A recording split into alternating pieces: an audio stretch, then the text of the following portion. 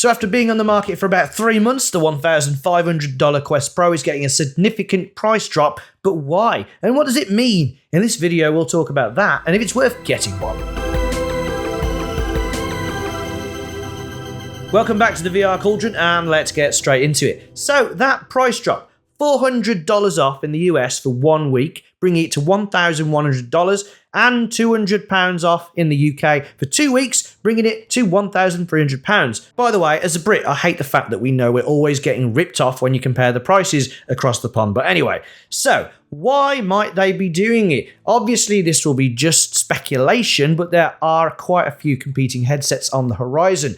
We have a HTC Vive XR Elite, which will be, coincidence, $1,100. So probably £2 million in the UK then, $50 trillion in Australia.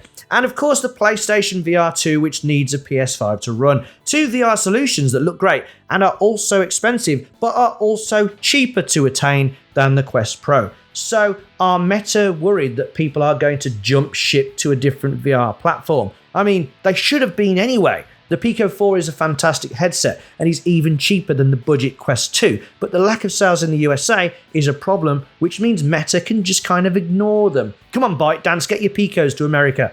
But then, with Pico being owned by TikTok makers ByteDance, a lot of users who worry about Meta would probably worry about them too. Another reason why Meta didn't seem to care about their competition. But Sony and HTC are two companies that don't have the same level of baggage and distrust. If they make good products, then people will buy it. People love Sony, and of course, since the release of the very first PlayStation, they have time and time again created a superior product to the opposition. HTC, on the other hand, apart from the original Vive that Valve, the creators of Steam, helped with, have made a long line of stinkers ever since. A batteryless Vive Flow, anyone? But despite that, no one has it in for HTC like they do Meta. But you know what? I bet Meta don't really care about that too. After all, the Quest Pro is meant to be an enterprise product, not meant to be used by the average consumer. It just so happens that they advertised it quite a lot and you can buy it at your local Argos. If you're not from the UK, Argos is a store that had a big book, the best book in the world, a book of dreams. Sorry, I'm getting sidetracked. Let's talk about VR on the whole though. When the Quest 2 came out, it was really pushing into the mainstream. They sold loads. Zuckerberg wanted 1 billion people in VR. Facebook sold the Quest 2 at a loss. Fast forward to this Christmas and Quest 2 sales are slowing down. A lot of people have tried walking on a plank on a building, boxed a few Creed villains and watched a few 3D immersive videos. Now there's Quests all over the world just gathering dust because people just tried a few experiences, thought it was cool but got bored and flocked back to flat screen gaming. Microsoft meanwhile are laying off a lot of their mixed reality department. People know about VR now, but too many of them weren't impressed. By the way, it's because they were playing the wrong games. Check out my video on VR games you can play forever if you're finding yourself getting a bit bored of VR or you worry that you might get bored. So, Meta couldn't keep up selling at a loss and up the price of the Quest 2. And of course, they marketed their new Quest Pro as a super duper headset that anyone can buy. Anyone with money to burn, that is, cheeky buggers. But even at the reduced price, is it worth it? Well, they have new controllers with cameras, meaning hand tracking is now improved. Only hand tracking was great before. The only time it wasn't good was when you had to reach behind your back. So unless you're a rich person who just loves playing bow and arrow games, the extra for the controllers alone isn't really worth it. But how about that improved resolution?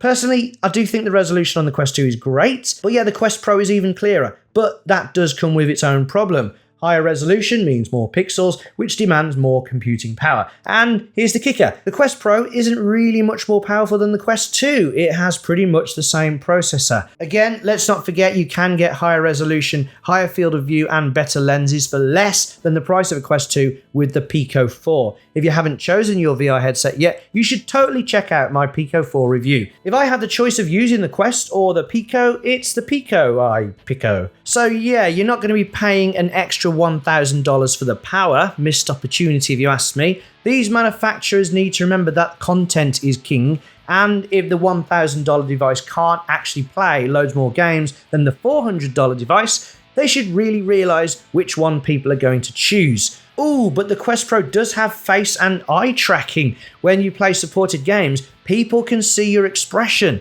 awesome for VR chat. So spend an extra $1,000 and you can give other people a better VR chat experience, because of course for you, everyone else will still have the same blank expressions. Oh, and you can also lose a lot more at VR poker. So I guess it's going to cost you even more then, if you're not in America, that is. So basically, for over $1,000, the Quest Pro is either offering features that aren't really that important to most people, not everyone, but most people, or they're offering features that are already available but for much less on a Pico 4. Pancake lenses, motorized IPD, great field of view, and a few more things. So should you get the Quest Pro at this new amazingly high reduced price? I really don't think so.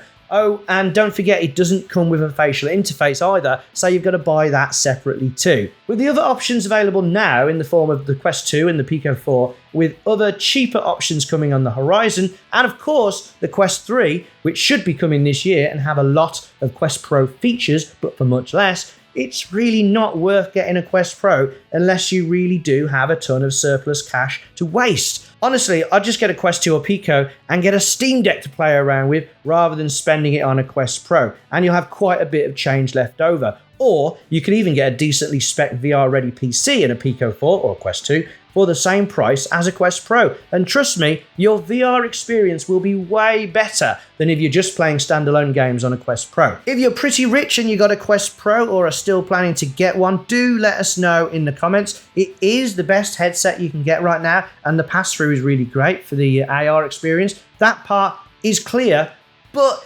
is it really 3 times better than the current available competition? I'd seriously consider it if it got down to about $750, but anything above $1,000 is a definite no from me. I'm very much looking forward to the Quest 3, but until then, I'm very much enjoying my Quest 2 and Pico 4 and playing PC VR. Do let us know your thoughts in the comments, and thank you for getting this far into the video. Take care of yourselves, and I hope to see you next time. See ya!